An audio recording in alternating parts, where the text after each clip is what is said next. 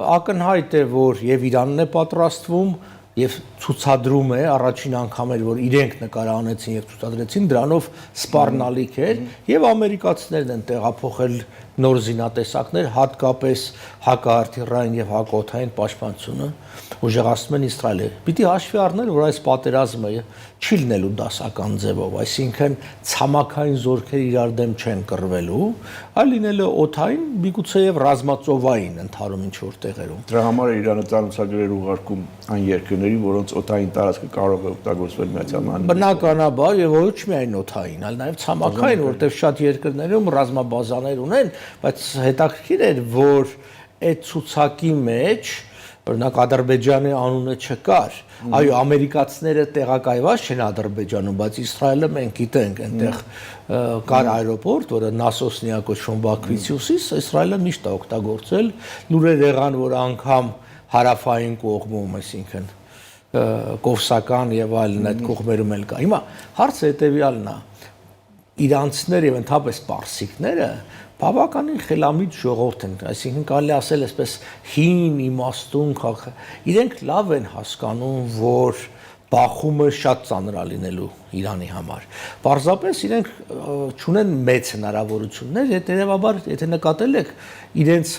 խոսույթը երկու մասի է բաժանված։ Մեկը թիրախավորման ներքին լսարանին։ Դա օրինակ նամազ ջումայի ժամանակ, ասենք Խամենեին ելնում է, ասում է, որ մեզ ոչ ոք չի կարող որևէ բան ճնշի, կջարդենք, փշրենք, կոտորենք, բայց մյուս թևը ավելի քաղաքական, ռազմական թևը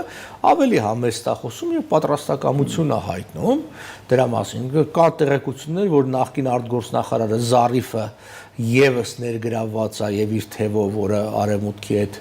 լեզու գտնելու կողմնակից է Զարիֆը ինքը դեռ երիտասարդ տարից կրթություն հաստատել Միացյալ Նահանգներից այդ թևի կողմնակիցն է։ Մեզ իհարկե հայրից տեսակետից ամեն դեպքում լավ է, որ այդ բախումը չլինի, որովհետեւ բախումը հղի է լրջագույն հետևանքներով, առաջինը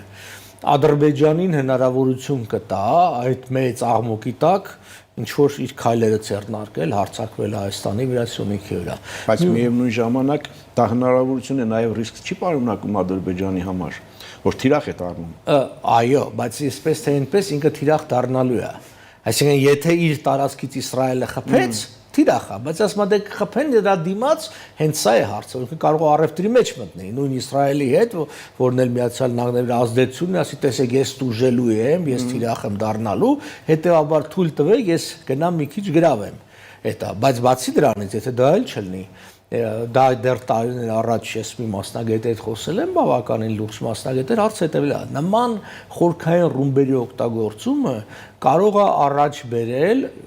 մեծ երկրաշարժներ տարածաշրջանում։ Այսինքն ասում են արհեստական երկրաշարժը արհեստական չի, բայց արհեստականորեն հրահրվում է բնական երկրաշարժը, այսինքն այդ լարվածությունը այնպիսին է, իսկ մենք վերջի շրջանում նկատում ենք այս երկրաշարժների առատությունը, որը եւս խնդիր է։ Ուրիշ խնդիր կա, եթե առաջին հերթին լաբորատորիաները պիտի թիրախավորվեն, ի վերջո այդտեղ ռադիոակտիվ նյութ է, այդ ռադիոակտիվ նյութը երկրի մակերես դուրս կգա, թե կմնա միայն այդ խորքային, դուրս գա, մենք հարևան ենք, այսինքն եւ Թավրիզում այդ կողմերը մենք գիտենք որ լաբորատորիաներ կա, այնպես որ այսպես ասենք բավականին լուրջ պահ է, բայց այնուհանդերձ էլ եմ ասում իմ հույսն այն է որ վերջի պահին երկու կողմերն հետ են կանգնելու որտեվ գինը չափազանց մեծալնելու երկուսի համար